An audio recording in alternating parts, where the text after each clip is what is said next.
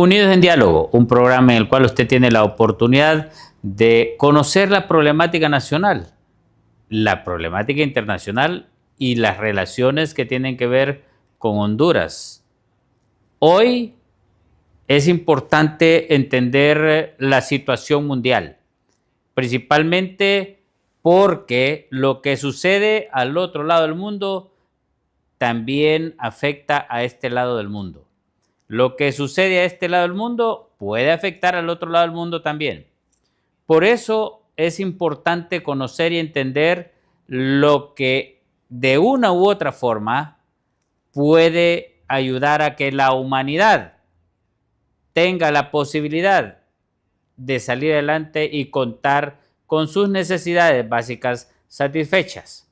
Pero a la vez, uno de los aspectos importantes, la ética, la moral y las buenas costumbres son importantes para que una población en cualquier parte del mundo también pueda salir adelante. Y por eso hoy vamos a hablar de un tema importante, la elección del nuevo Papa en Roma, León XIV. Y para hablar sobre ese tema tenemos, por supuesto, un amigo muy especial y desde esa hermosa nación en la cual el Papa actual estuvo liderando parte de la Iglesia Católica en ese hermoso país de Perú. Así que tenemos a nuestro amigo Bernales. Gracias por acompañarnos en Unidos en Diálogo y apoyarnos a poder saber de algunas interioridades de lo que el actual Papa León XIV vivió y pasó en esa hermosa patria suya, amigo Bernales. Gracias por acompañarnos en Unidos en Diálogo. Muchas gracias por la paciencia de esperarme. Ya saben, tuve un inconveniente, pero estoy a tus órdenes, con mucho gusto, como siempre. Excelente. Manuel, se sabe que el actual Papa nació en Estados Unidos, pero a través de su vida y con las relaciones que muy amenas tuvo con el Papa Francisco, fue promovido en diferentes puestos y fue llevado, por supuesto, a ser cardenal. Algún tiempo estuvo en Illinois, pero una gran parte de su tiempo profesional y de vicario y de líder de la Iglesia Católica lo estuvo en Perú, en una zona que él, con la Orden de San Agustín, pues le dedicó su tiempo. ¿Cómo fue ese proceso del Papa en su estadía en Perú, Manuel Bernales? Bien, permíteme primero, antes de la estadía, cómo aterriza aquí. Este sacerdote, en primer lugar, es de la orden agustiniana y su línea de trabajo es la misión, misionero, esa es su perspectiva. Después, con los años, ha devenido directivo, o sea, obispo, que hay obispos misioneros también, pero en la Curia Vaticana ya no es misionero. En la Curia Vaticana, o sea, la administración central, como quien dice el poder ejecutivo del Papa del Vaticano, él se desempeñó en un cargo últimamente, en un año y medio, 2 años, como una especie de administrador de los obispos. Esa es una función muy importante. Si me permites una comparación, en los estados unitarios, por ejemplo en Francia o en el caso del Perú, aunque han cambiado un poco las cosas, del jefe del Estado, que en este caso es el Papa, jefe del Estado Vaticano, y de la Iglesia, dependen los obispos y el Papa se comunica a través de los obispos, así como en el Estado a través de los prefectos, de las prefecturas. Incluso esta denominación de prefecturas todavía se utiliza en la Iglesia Católica para una clasificación, por decir, no quiero decir mala o buena, sino para distintos tipos de administraciones de la Iglesia Católica. Entonces ha subido desde una vocación de misionero hasta las altas esferas del Vaticano. Bien. Él estudió, es bien interesante sus estudios, no solamente teología, sino matemáticas y filosofía, graduado en matemáticas y filosofía. Cuando llega al Perú, antes de ser obispo de una diócesis, de un departamento grande e importante del Perú, que es el tercero de norte a sur, Tumbes, Piura, Lambayeque, capital Chiclayo, sede del obispado de Chiclayo, muy importante. Antes de estar, él tuvo una responsabilidad de preparar a los misioneros y a los nuevos sacerdotes agustinos, porque él es de la orden de San Agustín, es de los agustinos, como él mismo lo dijo. ¿Y en qué parte los preparaba? ¿Dónde iban a trabajar esas personas? En el norte del Perú, en el segundo departamento, repito, Ecuador, Tumbes, Piura, segundo departamento. Hay Chulucanas, otro departamento contiguo, que es el departamento de Amazonas, y en el departamento de Loreto, que es la región nororiental del Perú, muy grande, tiene la extensión de cuadrados, más o menos del tamaño de Italia. Entonces, ahí ha tenido una primera experiencia muy fuerte y luego pasa a otras responsabilidades para prontamente ser designado por el Papa, de entonces obispo de Chiclayo. ¿Qué es lo que me interesa subrayar de esta persona? Primero, que en su formación entonces tiene una sólida formación matemática, en ciencias exactas, filosófica, teológica, por supuesto, educativa, porque ha sido educador de educadores, educador de sacerdotes, y que conoce desde hasta la Amazonía, hasta lo que llamamos en el Perú selva, conoce costa, sierra y selva por los años que ha estado acá. Y por los años que ha trabajado en el Perú, él se naturalizó peruano y yo les he copiado a ustedes, me parece, incluso su documento nacional de identidad, el DNI que llamamos, que ahí lo tiene. Entonces, él es un estadounidense por nacimiento, por parte de madre de origen español, por parte de padre estadounidense también, y luego naturalizado peruano, ese es el término exacto, naturalizado peruano, en virtud de haber trabajado acá más de 5 años. Y él, como dije, estuvo aquí 14 años. Eso es, digamos, en cuanto a esa responsabilidad. Lo que significa, miren ustedes, que ha ido de Chicago a Chiclayo. Y Chiclayo está más cerca de Chancay, el nuevo puerto chino-peruano, o sea, chino-peruano, propiedad de los chinos en el Perú, que de Chicago. Entonces, ese es un asunto muy importante que muchas personas no saben hacer la lectura de las relaciones internacionales del Vaticano. No estoy diciendo que eso haya sido la causa de su elección, por si las moscas, por si acaso. Estoy diciendo que es un elemento a considerar.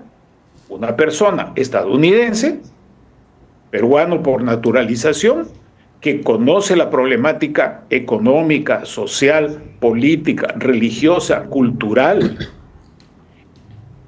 Un departamento que sufre mucho, no tanto por la pobreza, pues no es un departamento pobre, Lambayeque es un departamento rico, hay pobres, en Piura también, en el norte, el departamento siguiente, también hay pobres, pero son departamentos muy ricos, que tienen una diversidad de recursos muy grandes, desde el mar hasta las minas, sino que en esas zonas operan mafias internacionales, en las cuales pierden la vida y estamos a punto de perder la democracia en el Perú. Él conoce muy bien eso.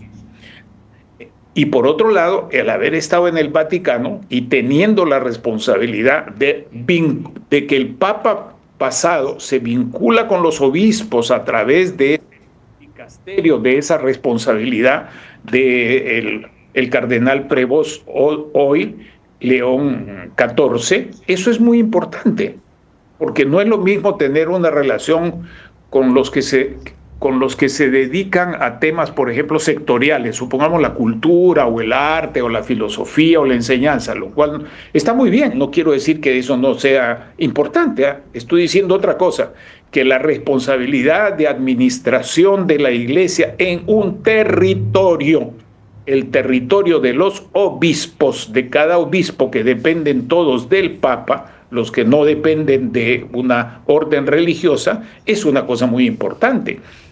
Y cuando existe, por ejemplo, un vicariato, como tienen los agustinos en el departamento de Loreto, nororiente del Perú, frontera con Ecuador, Colombia y Brasil, capital Iquitos, de donde yo he nacido, y es la sede apostólica de los agustinos, se entiende también que conoce esa situación, sabe que está en la prensa de todos los días, en la prensa mundial, no solamente la prensa peruana.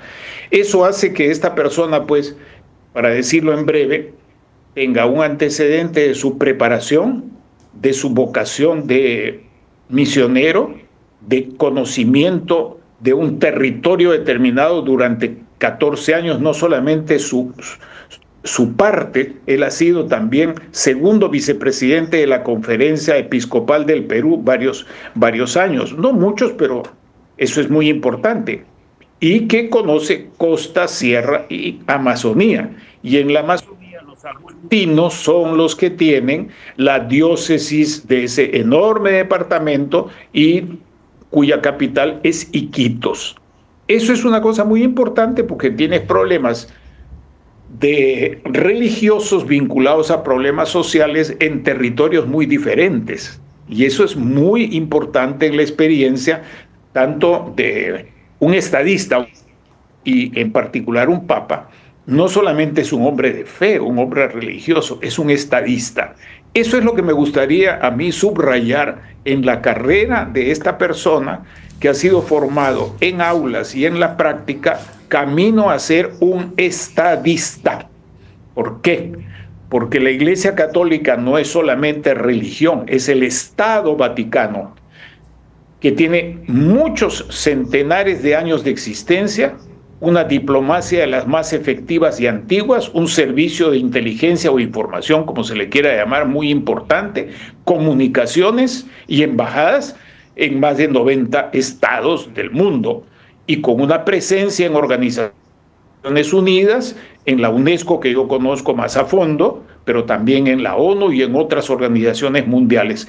Esto entonces es una responsabilidad muy grande que hace que hayan elegido una persona de ese perfil, que además es joven, porque, a ver, tener 60 es ser todavía joven, lo que quiere decir que puede estar de acuerdo a las expectativas de vida que hoy existen, que van más allá de los 80, 85 años. Hemos visto cardenales muy ancianos, ¿no? De más de 80 años. Yo tengo 81. Este papa nació cuando yo estaba en segundo año de secundaria. ¿Me comprende? Entonces, gente sana puede estar una buena cantidad de años, un decenio o quizás más, a cargo de un papado, iglesia, y de un Estado en un mundo convulsionado, incierto, fracturado y con grandes procesos de transición. Eso es lo primero que me gustaría haber comunicado de una manera clara a ustedes. Excelente, me parece muy bien, porque incluso se le notó a él un aprecio fuerte hacia el Perú. De hecho, fue lo que mencionó prácticamente en sus primeras palabras.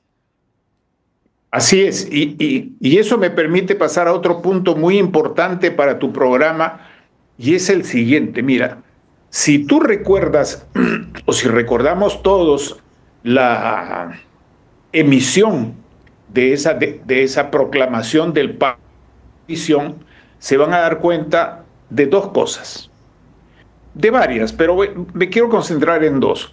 La primera, que el Papa usa nuevamente la vestimenta ritual oficial del Vaticano, cosa que no hizo Francisco, porque Francisco, vistiéndose a lo simple, con una simple manta, sin nada más y un hábito de color blanco, da un mensaje diciendo a la gente, yo soy como ustedes, ¿correcto? Y eso es lo que mucha gente apreció. Pero este Papa aparece con el vestido que indica el rito católico, que no es por las puras, lo mismo que el protocolo en el tema político, militar, religioso, interno o internacional. El protocolo es muy importante porque es una racionalización de relaciones, en este caso, de relaciones de símbolos que usa una autoridad del Estado Vaticano y de la Iglesia Católica, no solamente con los católicos, sino con otros creyentes no católicos y con el resto del mundo. Primero la vestimenta. Eso ya te da un mensaje muy claro que indica un cambio en ese aspecto respecto del anterior Papa. Segundo, este Papa elogió 3 o 4 veces al Papa Francisco, lo cual es absolutamente normal. ¿Acaso alguien recuerda a un Papa que al ser ungido, al ser elegido Papa y ungido como jefe de la Iglesia y jefe del Estado Vaticano, mal de su antecesor, haya dicho, no, mi antecesor, no estoy de acuerdo con él? ¿Alguien ha escuchado eso o se ha visto algo de eso por escrito? Nunca, jamás, nunca, jamás. En consecuencia, eso no tiene por qué tomarse como que, porque ha elogiado a Francisco varias veces, creo que hasta 6 veces. Ahorita no recuerdo exactamente ese detalle, pero lo he elogiado y todos lo recordamos. Va a seguir por esa expresión la corriente de Francisco. Tercero, y una cosa muy importante, que mucha gente que no conoce no lo nota. Él ha subrayado paz, justicia, que no es solamente de Francisco. Él ha subrayado eso que es una línea de la Iglesia Católica de hace muchos años. Paz y justicia. Y dirigida no solamente a los cristianos, sino a todo el mundo. Pero desde la perspectiva de la Iglesia Católica. ¿Correcto? No es desde la perspectiva de Naciones Unidas. Incluso dice, no una paz con armas, sino una paz con diálogo. Entonces, ahí marca también, en parte, una continuidad con Francisco, pero en parte también una diferencia.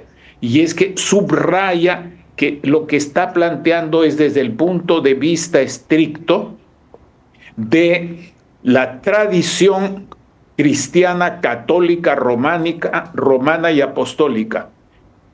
¿Y dónde empieza todo esto? Empieza en su nombre, estimado amigo. ¿Por qué no elige llamarse Francisco II? No elige llamarse Juan Pablo III. No elige llamarse Pablo VII. No elige llamarse Juan XXIV. No elige llamarse cualquier otro papa, elige León XIII. Bien, ¿qué significa León XIII en la Iglesia Católica entre el siglo XIX y el siglo XXI actual? Significa la sistematización de la doctrina social de la Iglesia Católica, que en esos planteamientos de León XIII, principalmente con la encíclica Rerum Novarum, que significa de las cosas nuevas, plantea el asunto del trabajo, de compartir el trabajo, la riqueza, la propiedad, cosa que ha continuado con todos los papas. En el último papado se ha citado menos la Rerum Novarum, pero también Francisco la ha citado. Y el Concilio Vaticano II, que ha sido un momento de cambio importante en la Iglesia, saliendo un poco del tradicionalismo para entrar en la diversidad del mundo moderno, porque no podía quedarse en el siglo XIX, tenía que entrar ya en pleno siglo XX a las nuevas circunstancias del siglo XX, ¿verdad? Cosa que eso fue el Concilio Vaticano. Y en ese concilio, los aportes de la encíclica Rerum Novarum, que ahora no podría, no tengo tiempo para hacer toda esa explicación, pero esa es una piedra central. Eso significa que la política o la orientación pastoral que él con su nombre está significando va hacia atrás para recoger principios para que no se olviden. ¿Me explico? Correcto. El nombre no se escoge se escoge porque tiene un signo y un significado. Y entonces ahí marca, en tercer lugar, lo que yo digo, la iglesia parecida al mundo en lo siguiente. El mundo es una historia en desenvolvimiento que se ha acelerado y la iglesia también tiene que acelerarse. Segundo, el mundo está en una situación de confusión y de crisis. La iglesia tiene tensiones y tiene crisis graves, pero la iglesia no puede esperar que el mundo, con sus criterios del mundo, le resuelva sus problemas, sino que tienen que resolverse con los criterios de doctrina y de práctica de la Iglesia Católica Apostólica Romana, que comparte muchas cosas con otras iglesias cristianas. Entonces, ese es un elemento fundamental para decir que hay cambios, pero que hay también continuidad. Ahora permíteme una acotación. Aquí en el Perú yo he leído desde el momento, varias horas, y mientras me hacían un servicio al vehículo que yo les mencioné a ustedes, yo he estado leyendo información.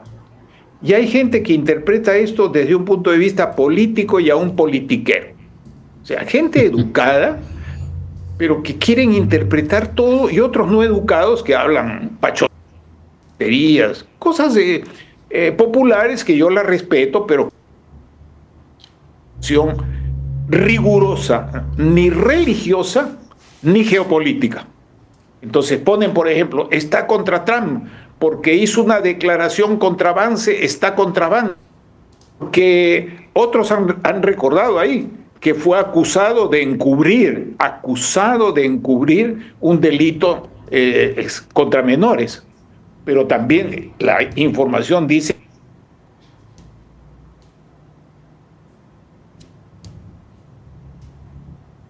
Bueno, es importante entender toda esta temática en relación a los comentarios que hace la población, personas que no entienden realmente la política de la iglesia.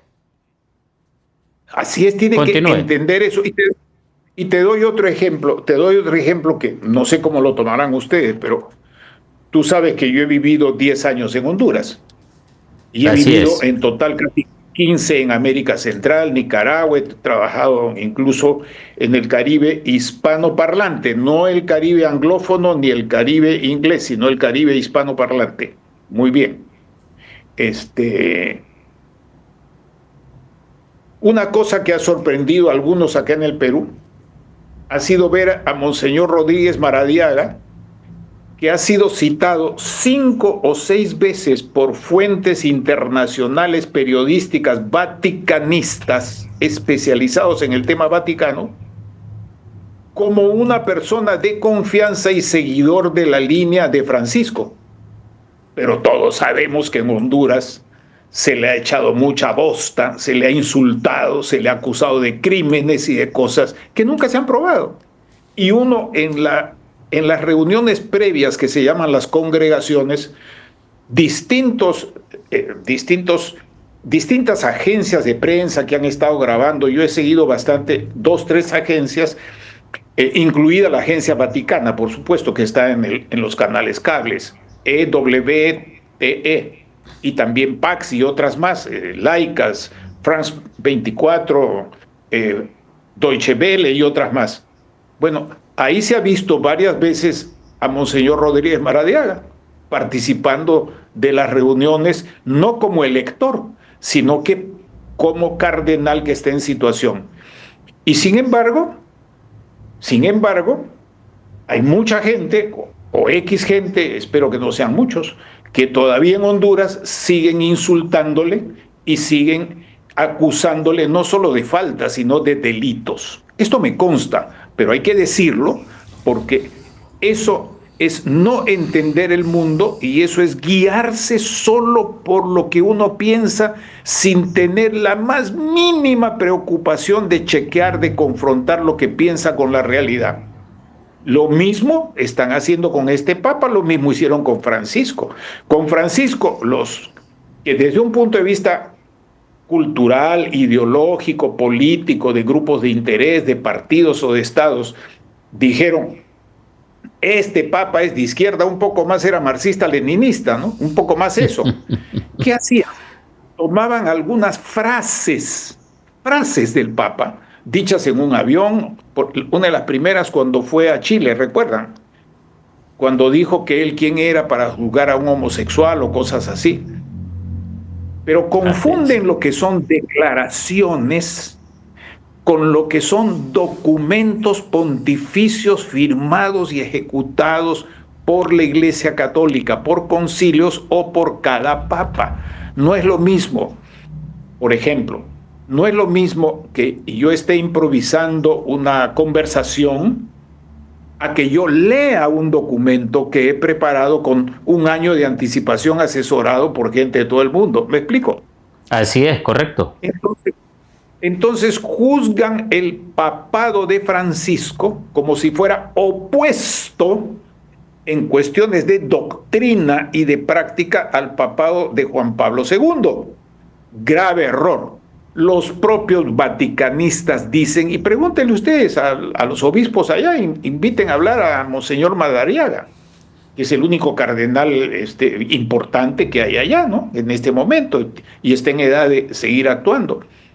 Una cosa es tener estilos, un estilo agresivo, un estilo suave, un estilo persuasivo, un estilo burlón, un estilo irónico, un estilo directo, un estilo indirecto. Son estilos. Y otra cosa son los verdaderos contenidos que están en los documentos que se firman, que se enseñan, fruto de la autoridad papal y fruto de los concilios. Entonces, hasta hoy, lo que está en el Concilio Vaticano II no se ha cambiado.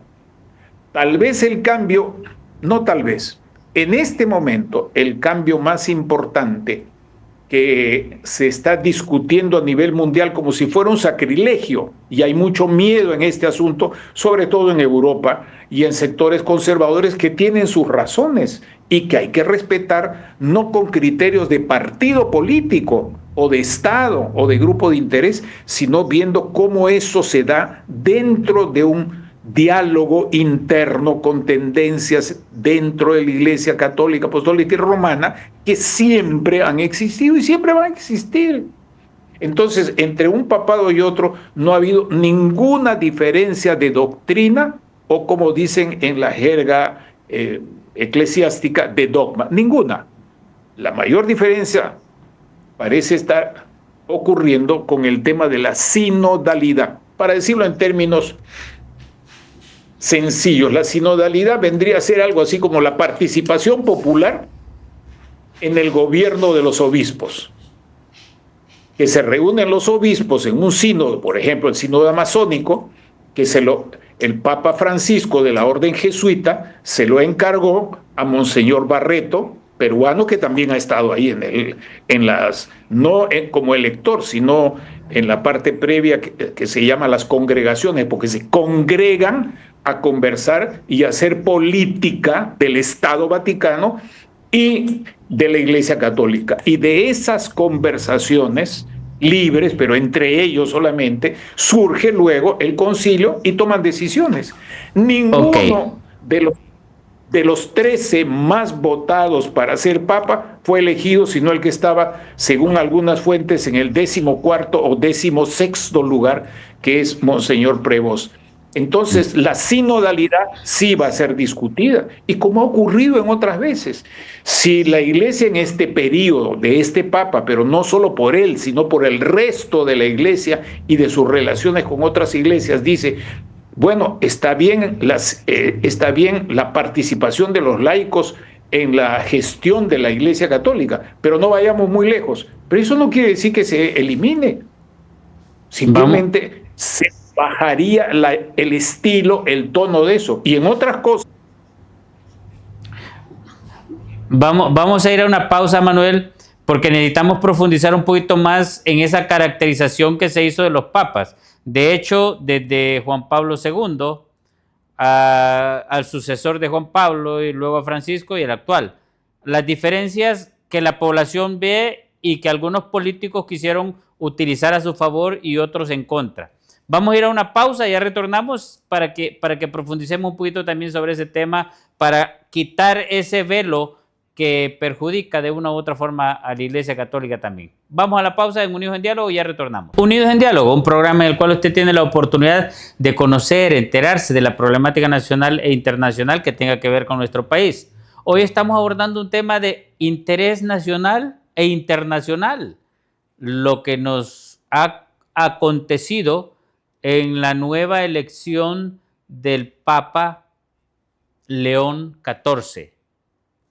Un papa que nació en Illinois, en Estados Unidos, ha vivido mucho tiempo en el Perú y nos sorprendió incluso hoy en la bendición que hizo al iniciar su papado, que habló en español y no en inglés. Eso nos estremeció a los que somos habla hispanos. Entonces, por eso es que hoy estamos hablando del Papa León XIV, con nuestro amigo Manuel Bernales, desde el Perú, donde yo les diría a los peruanos, hombre, más orgulloso que ustedes no podemos estar al saber que el actual Papa quiere y ama a ese hermoso país del Perú, aunque por acá, por Honduras, anduvo también en el 2012, inaugurando un centro de su, ¿cómo es la palabra? De su orden, de su trabajo. De su orden clerical. Anduvo acá en La Lima, en Cortés, inaugurando un centro de monjas, creo que era, ¿verdad? Así que también anduvo por acá, no solo en Perú, pero por supuesto no se los vamos a pelear porque sí estuvo más tiempo en Perú. Así que esa es la ventaja de los peruanos en este momento y de los habla hispanos, porque al haberlo escuchado y al estar conociendo su historia y su camino en la iglesia, y aparte de eso, lo que acabas de decir, Manuel, de la confusión popular que hay en relación a algunos papas.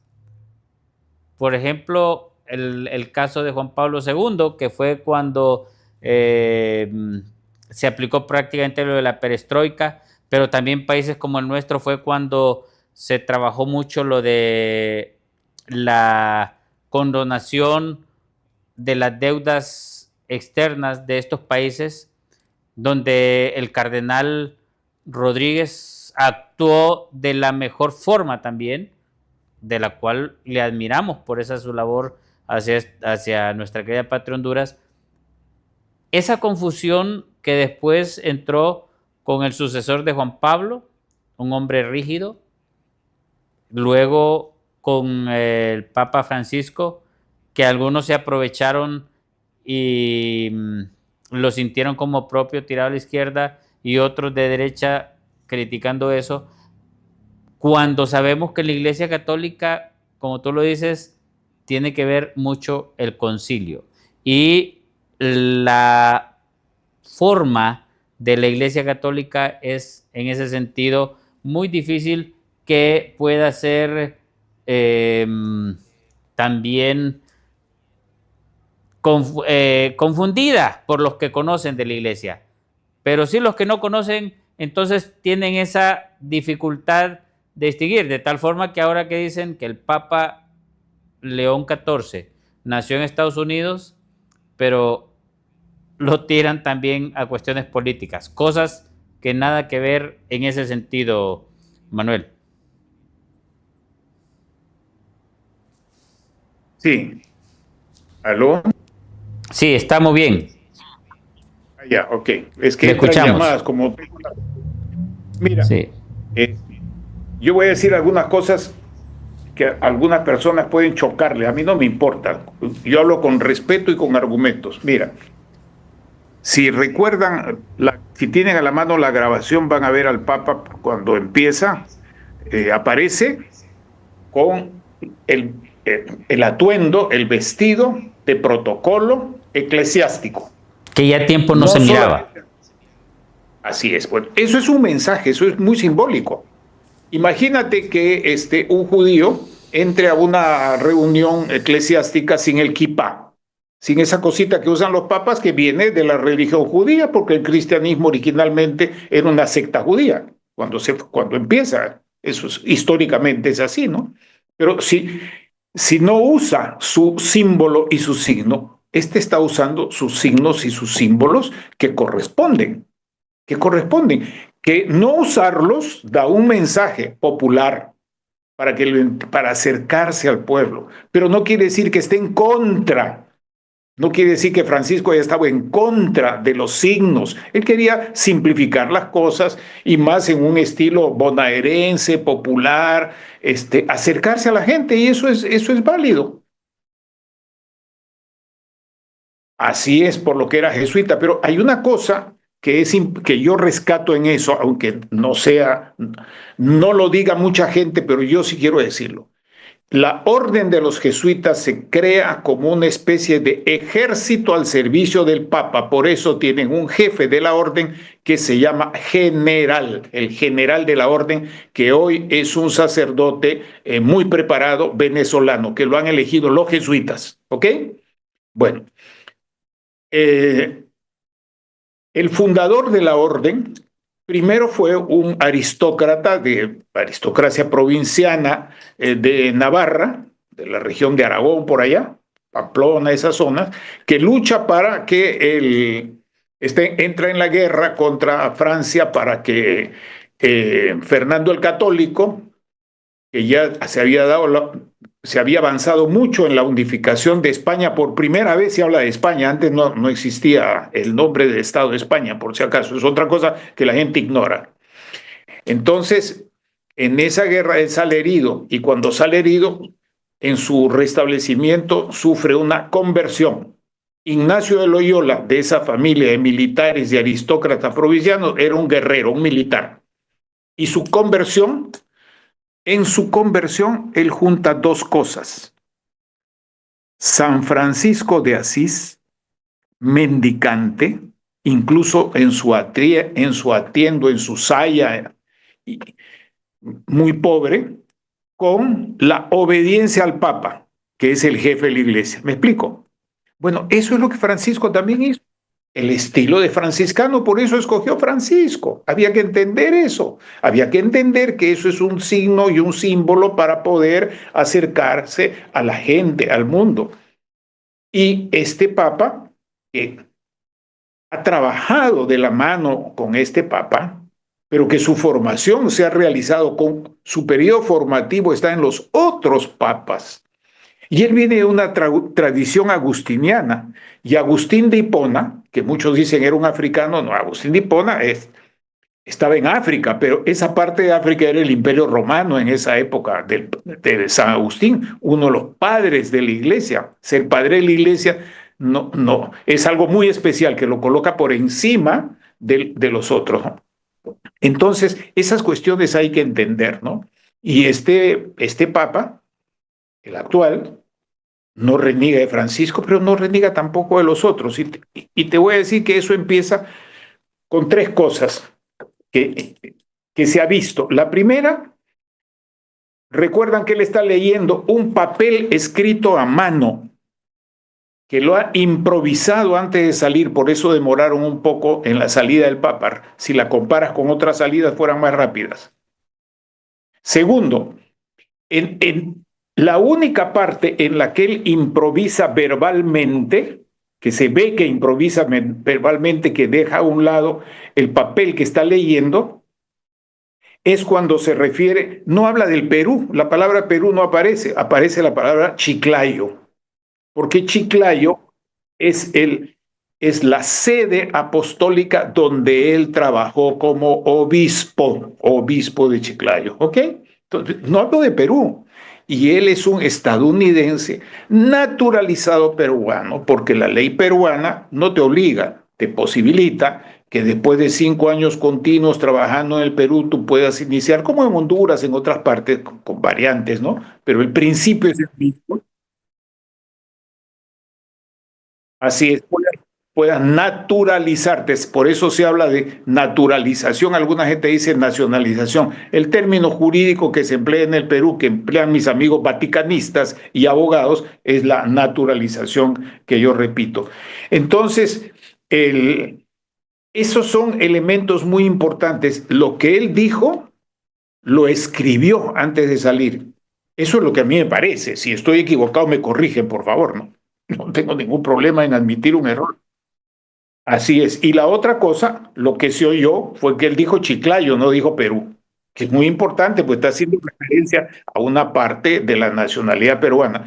Tercero, habló en español, pero habló en español y acuérdate que en los Estados Unidos de América, eso es un símbolo, no haber dicho nada en inglés. Él habló en italiano, la mayor parte, en español, un pedacito, y en latín. Todos sus restos fueron en latín. Y un detalle importante que antes de dar, cuando está dando la bendición, recuerden ustedes, infórmense también, está abriendo un libro, el libro que se usa para las bendiciones, que es todo latín. ¿Se acuerdan ustedes que abren un libro rojo y que él está leyendo en latín para dar su bendición? Bueno, ese es otro elemento importante que en otras veces no se ha usado, no se ha empleado. Ahora bien, de esos símbolos pasemos al tema de fondo. En el discurso hay varios términos y expresiones claves que se usan para lo que se llama análisis de contenido. Yo no puedo hacer todo el análisis de contenido, te doy algunos, ¿cómo le dicen? Tips, ¿no? Algunas pequeñas señales. Uno, la palabra paz, justicia, reiterada muchas veces. Segundo, la palabra de la doctrina de la Iglesia, que es no solamente para los católicos, sino que se extiende fraternamente a los otros cristianos y al mundo entero, que debe buscar una paz basada en la justicia, en el diálogo y no en las armas. La parte de armas, ustedes chequéenla, yo recuerdo que utilizó otro término, pero sinónimo de decir guerra, sinónimo de guerra. También se pronunció contra la guerra. Pero eso no solamente del Papa Francisco. ¿Acaso ustedes escucharon o alguien sabe que Benedicto haya estado en favor de la guerra? Benedicto XVI. Que Juan Pablo haya estado en favor de la guerra mundial entre Estados Unidos y los comunistas de la Unión Soviética. Nadie, nunca. Eso era otras épocas. Entonces decir que Francisco y que este papa es francisquita porque está contra la guerra, es decir, una superficialidad, porque es desconocer que la línea de la Iglesia Católica después del Renacimiento, donde se mataban entre ellos y los papas tenían ejércitos y mataban gente y otras cosas, ¿no? Pero después de todo eso, la línea es continua en favor de la paz, incluso en momentos en favor, pero de una paz verdadera. El otro elemento importante que está en el discurso de él, de términos y expresiones clave que se pueden buscar aplicándole un programita a esos que se usan en las universidades para hacer análisis de contenido. Entonces, he dicho algunos de ellos. Los otros contenidos importantes ha subrayado de una manera muy fuerte, sin citar, sin hablar de concilio, ha citado muy fuerte cuestiones que están claramente planteadas no solamente en el Concilio Vaticano II, sino en otros concilios, que también lo hizo Francisco. Habló de María Virgen como madre, también lo hizo su predecesor, todos lo hicieron. Pero la gente no sabe que recién en el siglo XIX hubo concilios que completaron la doctrina de la Iglesia Católica con respecto a María. Eso no lo saben. Y que los primeros concilios, el concilio de Éfeso y otros concilios en la época de disolución del Imperio Romano de Occidente y del inicio de la Edad Media, también fueron estableciendo principios y verdades de manera gradual, Entonces, termino esta parte. Uno puede ver que así como el mundo tiene elementos de continuidad y tiene elementos de cambio, así también la Iglesia Católica y otras iglesias, no solamente la católica, y otros entes políticos, otros estados y otros partidos, también partidos importantes en distintos regímenes, tienen continuidad y tienen cambio. Podemos comparar. Francisco, por ejemplo, no cambió para nada el contrato que tiene el Estado Vaticano con el gobierno de Xi Jinping, que sigue designando cardenales.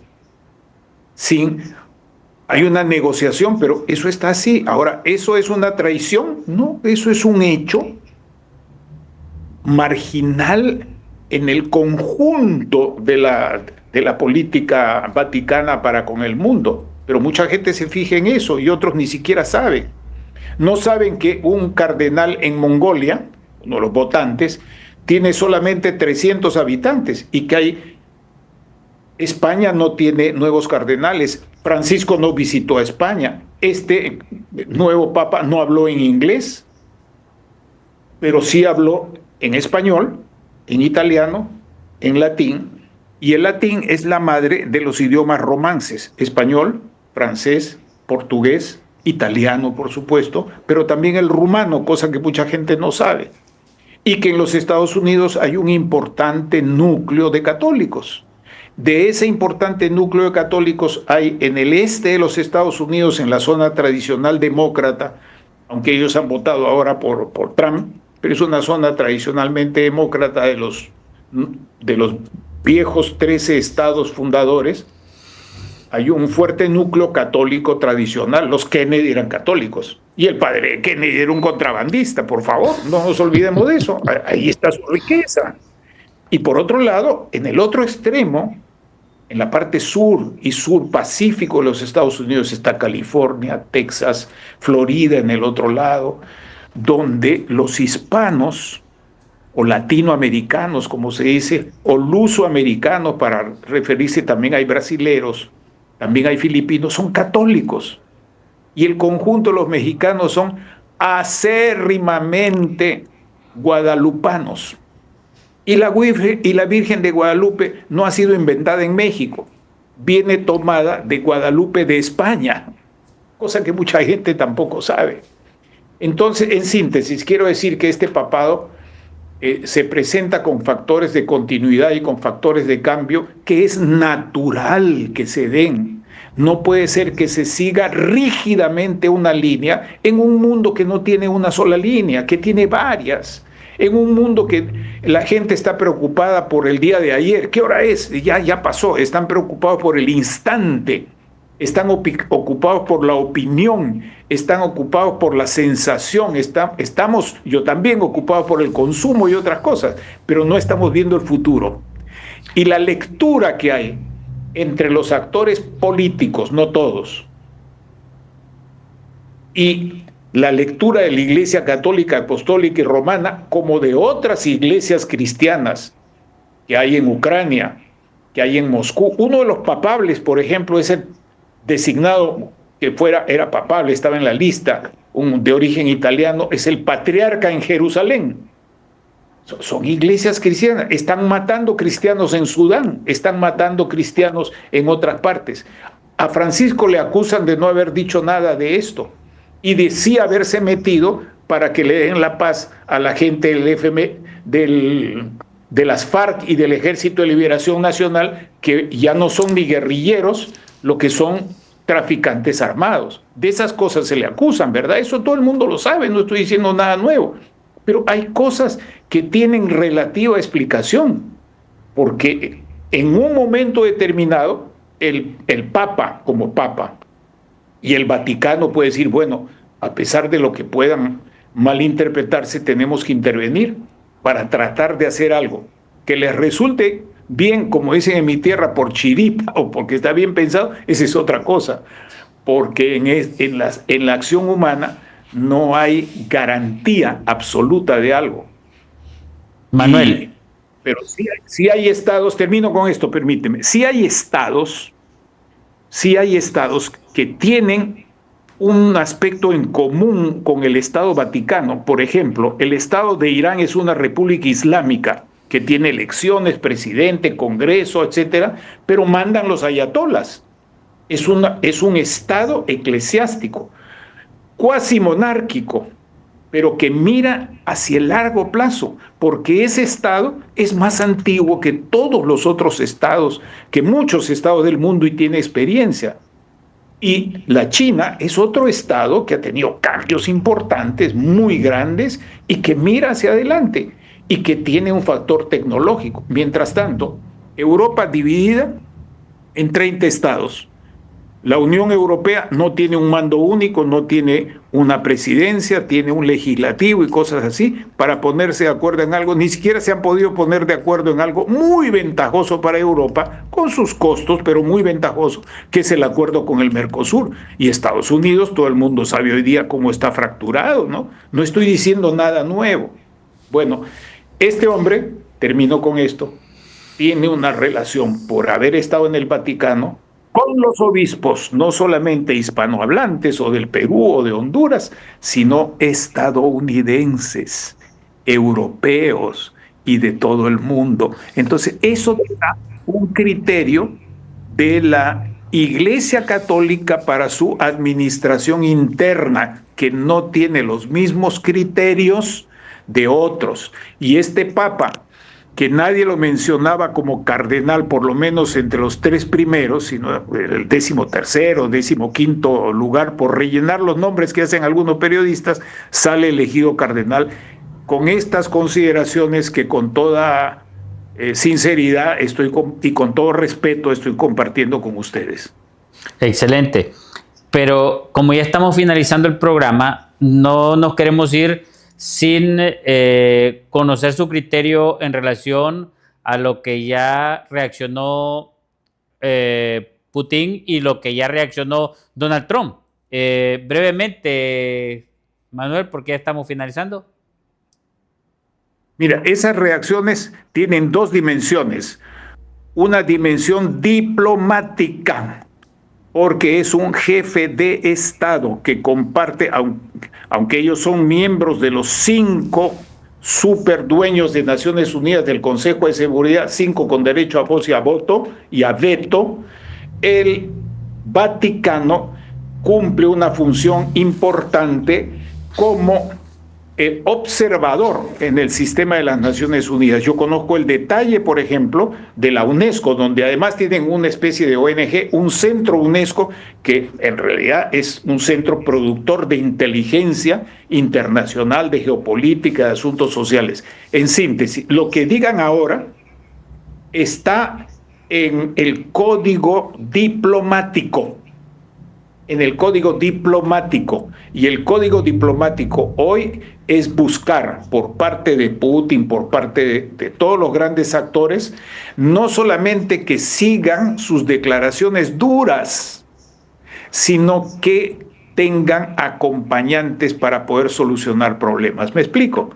Y uno de los cardenales que ha estado ahí presente, que ha sido candidato, ahorita se me va el nombre, ha ido muchas veces a Kiev y tal vez a otras partes como enviado por Francisco para mediar, para ayudar a crear la mediación entre, el acercamiento, no mediación, el acercamiento entre la Federación Rusa y Kiev, que quiere decir el acercamiento con una parte de Europa que está dividida, porque la gente que está en Kiev, el Kiev hacia el occidente, hacia Polonia, no son católicos, apostólicos y romanos. Hay algunos que lo son. Son ortodoxos que responden al patriarca de Kiev. Y todos hemos visto un poco más, a Putin le falta comulgar para poder tener el apoyo del patriarcado de Moscú.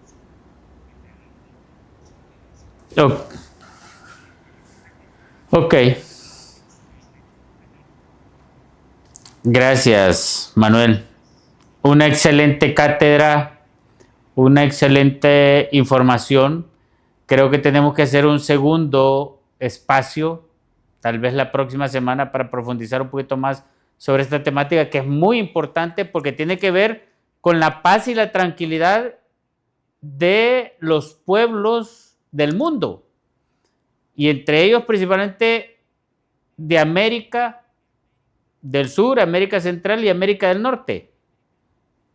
Así que gracias definitivamente por acompañarnos. Yo lo que le puedo decir es que para nosotros, Unidos en Diálogo, creemos firmemente que el diálogo sincero y la participación ciudadana son las herramientas clave para construir un futuro más justo y próspero para todos y cada uno de nosotros, los del mundo entero. Hasta el siguiente programa.